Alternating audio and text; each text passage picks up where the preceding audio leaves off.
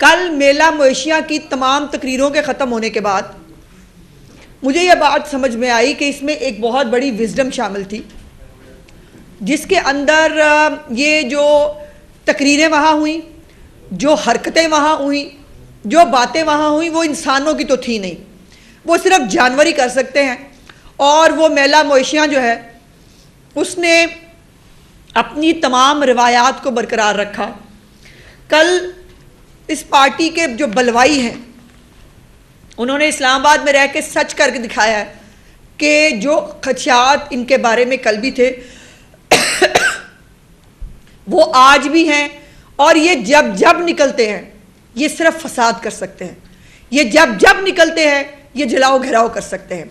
और इनके खमीर में शायद अब ये शामिल हो गया है कि इनसे इंसानों वाली कोई बात, इनसे कोई तहजीब की बात, इनसे कोई अमन अमान की बात आप एक्सपेक्ट नहीं कर सकते।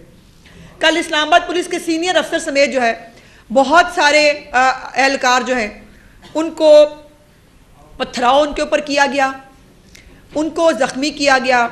कल जरताज गुल साहिबा भी टार्जन बनी हुई थी और टार्जन बन के उन्होंने जो है वो कंटेनर्स गिरा के वो फतह का इजहार कर रही थी। अब जब इनको कानून पूछेगा कि जो आपने कानून को हाथ में ना लेने की गारंटियां दी थी वो आपने पूरी नहीं की, फिर कहेंगे इनके साथ जुल्म हो गया, इनके साथ सियासी इंतकाम हो रहा है। लेकिन 9 मई को भी तमाम जो चीज़ें हैं वो पूरे पाकिस्तान ने कैमरे की आंख ने सबको दिखाई थी, कल भी सबने सब कुछ देखा है।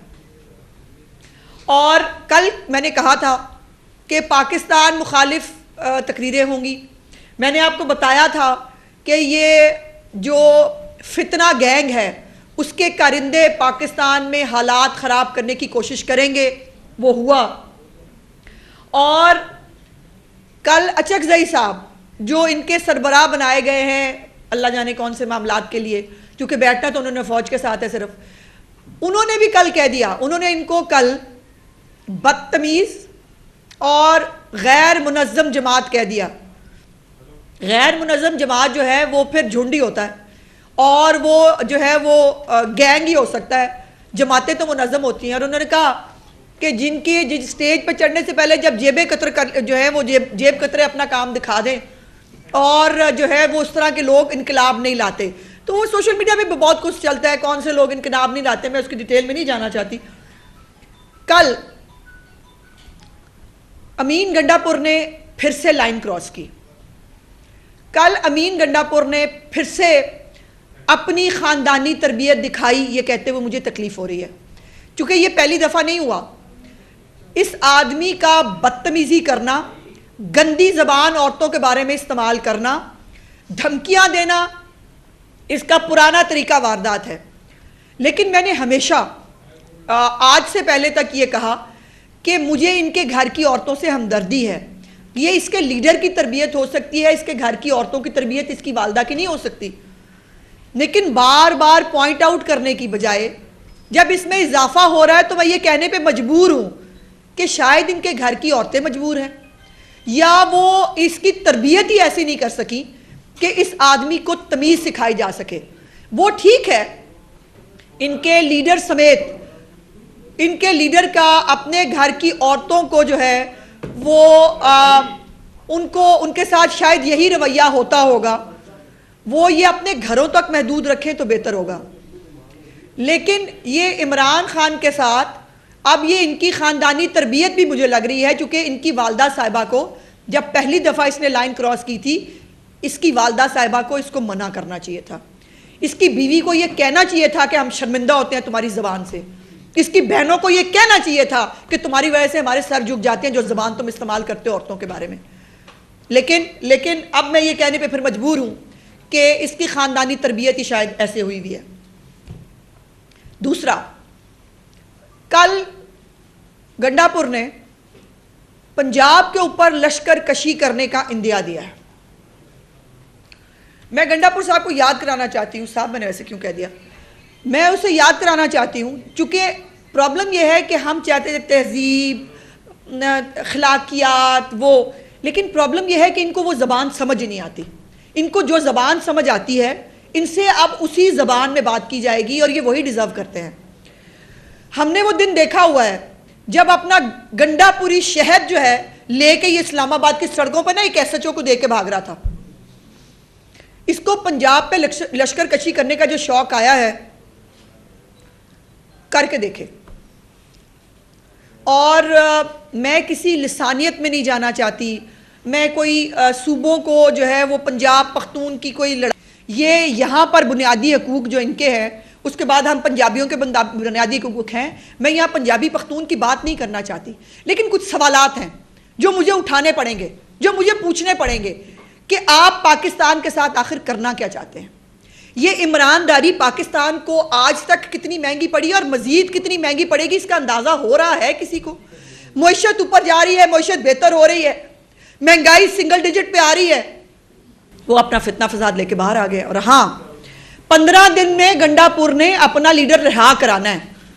मैं 20 दिन देती हूँ, कराए रहा, देखते हैं। दूसरों को पटवारी पटवारी के ताने करते हुए अगलों ने ना पटवारी छोड़ा, ना जो है वो हेल्थ के महकमे के लोग छोड़े, ना तालीम के महकमे के लोग छोड़े।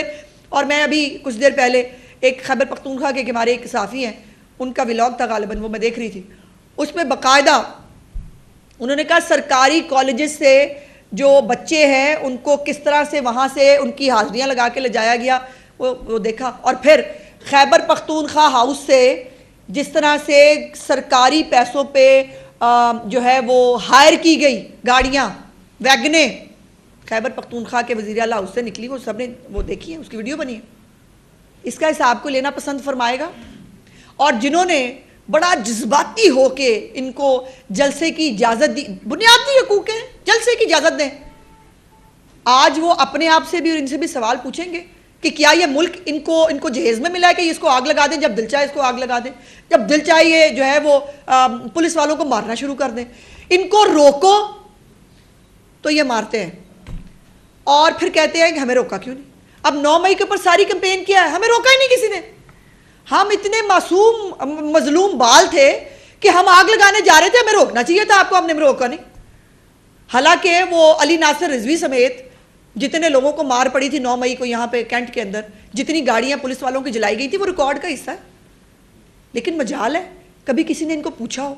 धड़ाधड़ जमानतें दो, कुछ भी हो जाए पूरे पाकिस्तान में सबसे ज्यादा जमानतें इस्लामाबाद हाईकोर्ट से मिलेंगी इनको। किसी भी चीज का रिलीफ चाहिए सबसे पहले जो है इस्लामाबाद हाईकोर्ट से मिलेगा इनको। और जो खैबर पख्तूनख्वा का हाउस है इस्लामाबाद में, वो सेफ जोन है दहशतगर्दों के लिए। जो जहान का 9 मई का दहशतगर्द है वो वहां पल रहा है सरकारी पैसे के ऊपर। ये आलम है। मैं रियासत पाकिस्तान से और वफाकी हुकूमत से भी ये गुजारिश करती हूँ कि कल जो हुआ है उसकी माफ़ी नहीं मिलनी चाहिए, वरना हम जो बार बार कह रहे हैं ना 9 मई की तैयारी है, एक और 9 मई की तैयारी है, वो हो रही है। और अब भी ये 9 मई जो है वो अगला शायद लाहौर में आके करना चाहते हैं।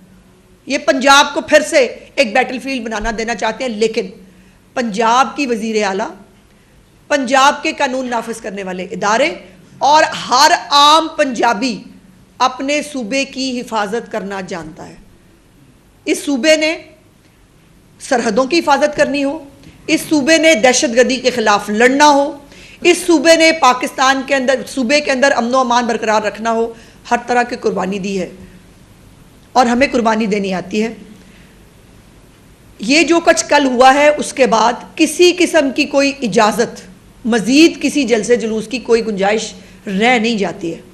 लेकिन उसके बावजूद अगर अभी भी किसी को इनकी सहूलतकारी करनी है, अगर अभी भी किसी को इनके बुनियादी हकूक़ के नाम के ऊपर मुल्क को आग लगानी है, तो मैं ये कहने में एज ए पाकिस्तानी हक बजानिब हूँ, आप भी सहूलतकार हैं और आपकी सहूलतकारी के साथ पाकिस्तान पे हमला हो रहा है। पाकिस्तान के वफाक के अंदर 2 सूबों को आपस में लड़ाने की साजिश की जा रही है। और कल मेरे लिए बड़ा मुश्किल है ये जुमले को अदा करना। कल जो है वो बांग्लादेश की एग्जाम्पल दी गई। मुफ्ती बानी ने और बाकी लोगों ने वहाँ की औरतों के साथ क्या किया था उसका रेफरेंस था। और अगर वो उसका रेफरेंस था ना गंडापुर साहब,